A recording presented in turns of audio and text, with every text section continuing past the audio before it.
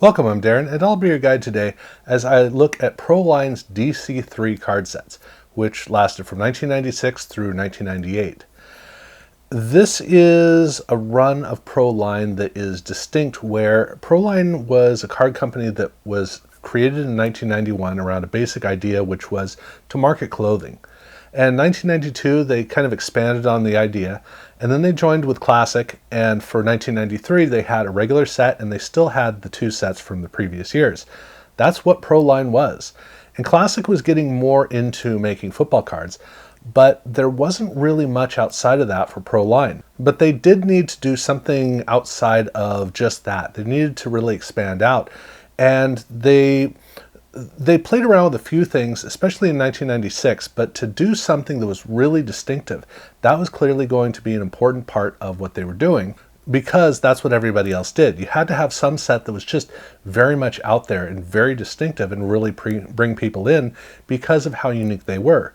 And in 1995, Pacific changed the landscape by making a card called Crown Royale. And Crown Royale was a fully die-cut card, meaning every single card in the set was not just die-cut, intricately die-cut.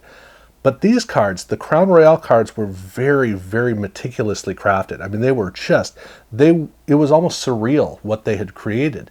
And in 1996, there were quite a few companies that responded to that. Topps made their Topps Laser set, which was laser cut cards, which was something they did. With SP, Upper Deck created an SPX set that was all die cut. And so we're starting to see some sets along with Crown Royale in 1996 that were die cut. It was kind of the next new big thing. And ProLine decided that they were going to take advantage of that and jump in, and they were going to use that as a basis for a higher end card set. So they made a card set called DC3. Now the DC obviously stands for die cut. The 3, well, as it all works out, ends up standing for the 3 years they made DC3. It's not what it was intended for, but actually the 3 would take on a meaning that was not there in the initial year. So in the initial year, I can't tell you what 3 stood for, but I can say there are 3 parts to the set. There's the set and 2 insert sets. So there's that. But I think it has to do with the thickness of the card, but I really don't know. It's an interesting name because the fact that they put 3 on is a very distinctive quality about this card set. Regardless, for 1996, they created a very thick card that was die cut on the top with a banner-like theme just underneath, so you can see what the concept was for the die cut. Now the die cut pattern was what they would use in the insert sets as well, so it's not like they did a big wild array of different designs. They just went with this simple design. And the whole point of the card in terms of the style was that they wanted to have a die-cut card that had some foil on it, but they wanted to have lots of little pieces of foil. So up at the top, they do have the banner with the team name. Down at the bottom, they have a bunch of little elements, some design elements. They have the classic name. All of those things are difficult to see. The whole card is pretty busy. It doesn't look bad, but it's not a card that really grabs your attention. It's just, that's the way that it was designed. And the one big distinction in the set is that the foil on the top is themed with gold for the AFC. Well, for the NFC, they use silver instead. So the silver cards are basically, half of the set is with silver and half is with gold. This is ironically exactly what Topps did with laser. So it's not, it was the way that they approached it. But that was the only thing that was distinct in this card set. Other than that, it was just regular veteran players. So this was an end of the year set or a beginning of the year set. This was not a set that was used for rookies. So there are no rookies in this card set. And like I said, they did do some inserts, but interestingly, they did not do any autographs, which is strange because ProLine was all about autographs. Right from the beginning, they were the autograph company. They were the autograph set. That's what they did. The only time that you got autographs on these cards was later on when Scoreboard did the thing that Scoreboard did, which was to get cards autographed. So there you can find autographed cards, but they just didn't come from the packs in 1996. So the 2 inserts that they did have were, the first one was All Pro. And the All Pro cards are really pretty cool because they have a whole texture on the front. It's kind of like wood grain. an effect that you just don't see very often, and the way that matches with the background behind the player and the way that it all comes across makes the card look really cool, very distinctive. It still has that understated die cutting on the top, but that's not really a problem. The only problem the card has is that they take the foil up at the top and they repeat it down at the bottom, almost like it's supposed to fit with the card below, which it's not. But why they put that down there, I really don't know. But that's what they did. So yeah, so there it is. But they did that insert set, but they also did a set called Road to the Super Bowl. And in this case, it was players who were kind of movers and shakers on their teams. These cards looked like they were stamped out with a cookie cutter out of some big sheet. The background is a wild mess of stuff. And the foil effect really kind of continues the chaos of everything behind. And they have a big freeway sign up there. It's a big mess of a card. The biggest problem that it has is it doesn't have any design elements anywhere. It doesn't have anything that creates any sort of a border, so it just runs off on all sides. And that just makes it really feel, like I said, like it was cut out of something else. It doesn't look right. The only thing of note about this card is that there's a very slight pattern on the card, a spectral pattern that is an effect that they designed into it. Other than that, this is just shockingly boring. So, that was 1996. That's all they did. They didn't do anything more, which leaves you wondering why you would buy packs in the first place. So in 1997, where would they take this? Well, 97 was when they had merged with Scoreboard. And so Scoreboard was coming in, and that was a very logical merger because ProLine, like I said, was the autographed card company, and Scoreboard was about memorabilia. They loved doing autographs, so it was a great combination. And so for DC3, great, we'll actually get some autographs. That'll be a nice change. But the big question is, okay, so this is supposed to be the big fancy card set for ProLine. Well, let's make it a big fancy card set. And that's what they did. So for 1997, now they made a big change. They did a different kind of die cutting, which is, I'm not sure what it's supposed to be. It has kind of an oval portrait shape up on top, and then a base down below. Sure, I guess. But it does look really cool. I mean, it actually is a really interesting and extremely unique die cut shape. But what really makes the card work is it's a black card with very strong copper foil with a mottled and etching effect on it. It's the way that it comes across, it's just really powerful and really impressive. So here, this is the card set that actually shows you what DC3 could look like if somebody took the time, because in 1997, they took the time. The card set still does not have any rookies in it, but they do now have two subsets, which, like I said, now, kind of like with UD3, now DC3 actually has 3 parts to the set, which is a very welcome change to the set. The first subset is DC Rewind. This is a look back at the stars of the different weeks of the year, and the cards have a film stock kind of design around the outside, and with the horizontal shape, with the horizontal position, it makes the card look really good. But I love just all of that copper foil in the background. It just really enlivens the entire card and makes it look so cool. This is one of those great cases where they have a subset that is insert set quality. But they have it right in the set, which just makes it look really cool. It is a little funky when you're going through pages and you run into these cards because they don't fit in with the rest of the set, but they do look good. But likewise, the second subset, the third part of the set, which is their top 10 cards, these are also horizontal, and here they just have an arc on the top like the top of a football. And they use the copper foil to really enunciate that. So that was the set. That's what they did for the set. And then they did also a series of 3 inserts plus 1 that all used the same designs in the set. So those 3 shapes were what they used for the inserts.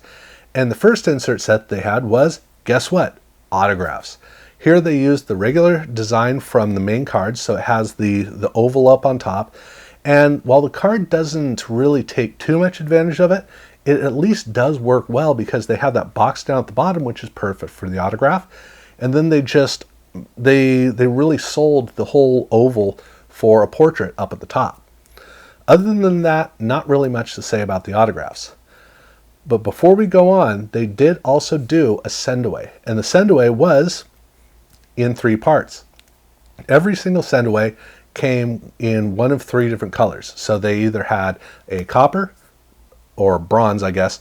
They also had a silver, and they had a gold. Now the bronze and the gold, those 2 colors were redemption cards for memorabilia.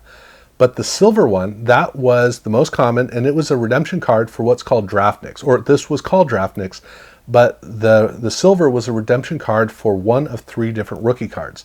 So they actually made rookie cards in the draft nicks of 3 players. They had Tony Gonzalez, they had Warwick Dunn, and they had Darrell Russell. So you got whoever that was on the card, so you sent the card in, the redemption card, for an actual card back of that player. So that was draft nicks, and that was redemption cards, again, in 3 parts to do 3 different things. The other 2 insert sets were the ones that we'd already seen. So we also had the All-Pro cards like the previous year. Here they used the same design as the Rewinds. So it has the ribbon, except instead of having a film stock ribbon, they turned it 90 degrees so that it's more of a, I don't know, celebration ribbon or whatever. And the cards look really good. Again, the All-Pro cards were really standing out well. The only problem this card has is that because it's tilted 90 degrees, now it doesn't have a firm base, and so it just does not sit well at all. It's best if you have it in some sort of a holder where the sides define the sides basically hold it up. That's kind of the way that it works. So not entirely well thought out, but like I said, it does look good. Again, the road to the Super Bowl is a bit of a letdown.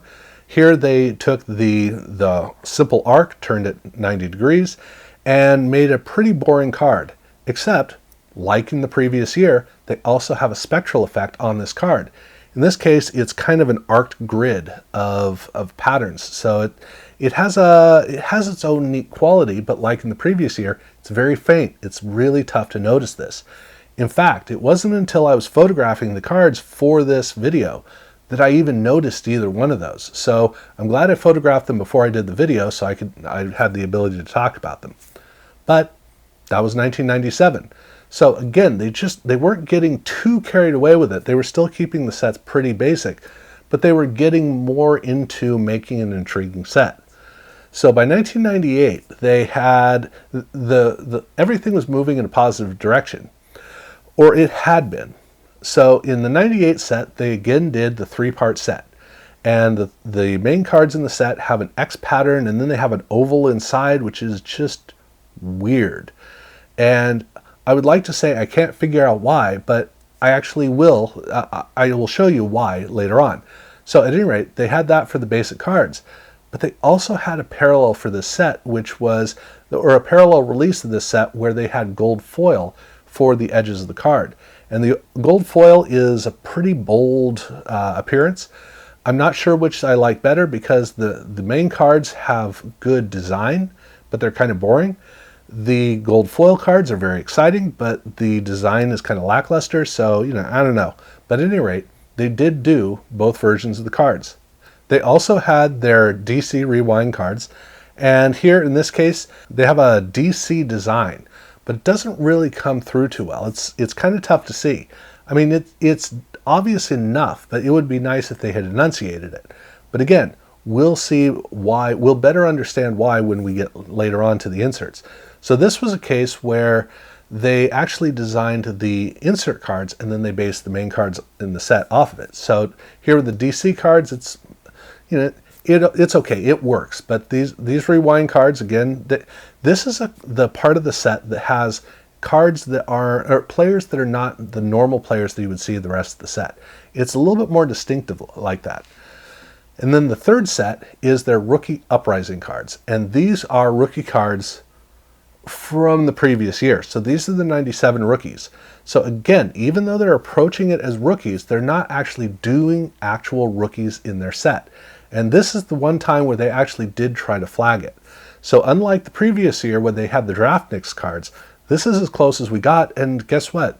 The same players are showing up here in this Rookie Uprising set. So rookies was just not the point. So at least they've got autographs going as we move into the inserts, right? Funny thing, no, they didn't. The only time they did packs for DC3 was 1997. You would think that the merger between ProLine and Scoreboard would result in lots of autographs. That's just not the way that it worked. So with the inserts, they had 5 inserts, actually kind of the way that it was the previous year. The first set is Choice Cuts, and Choice Cuts is, it uses the DC3 pattern, or the DC pattern, but now you can see why they used the DC pattern.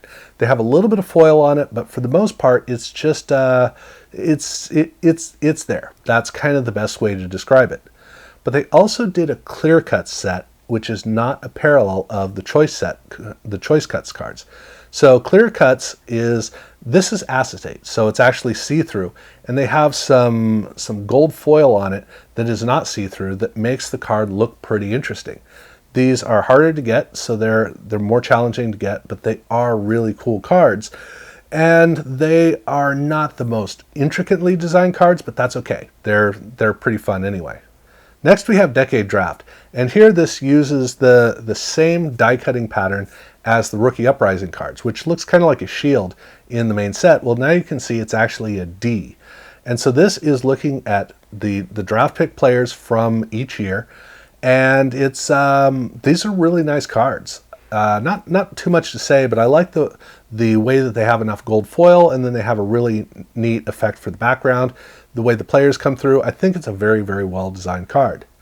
They also did an SB Team Totals set. This is looking at the different teams, and it's looking at star players in each one. Interestingly, this uses the same design as in 1997. So they brought that one egg-shaped design back, and it's a really cool insert in this set because it has enough of a distinction, and I like the way that they continue to use it. I think that was a really good nod. But the extra effort cards at the end, here you can finally see what that X pattern and the oval, what the concept was that inspired the design for the main set. These cards are very difficult to find. In fact, they're serial numbered on the back. So they are, but the effect of these cards is really cool. I mean, this is the kind of thing that you would see in, say, Fleer Ultra. This is essentially ProLine at the top of its game. And this is exactly what this whole concept of DC3, what it was built to do, what it had the capability of doing. And here we are at the very end, and we see that they finally did it. But that was the end of it because, well, frankly, Scoreboard wasn't very good at continuing as a company. So ProLine ceased to exist after this. This was one of the last gasps of the company. But at any rate, we did get a very interesting set with some really cool inserts at the end. And it is fun to look across at all 3 of these sets and look at the inserts and see the different design ideas that they had, where you go from pretty bland to really quite intricate and fun. And one thing is for sure, they did not do what Topps had done with the Topps Laser, where they just absolutely blew it. Here they kept trying, kept working, and they really did explore it quite well in one of the most unusual approaches that you could possibly take to making cards. And I believe that's about the best way to conclude talking about DC3. So, if you haven't subscribed to my channel yet, definitely do so. And if you haven't seen my other videos, do check them out. And thank you very much for watching.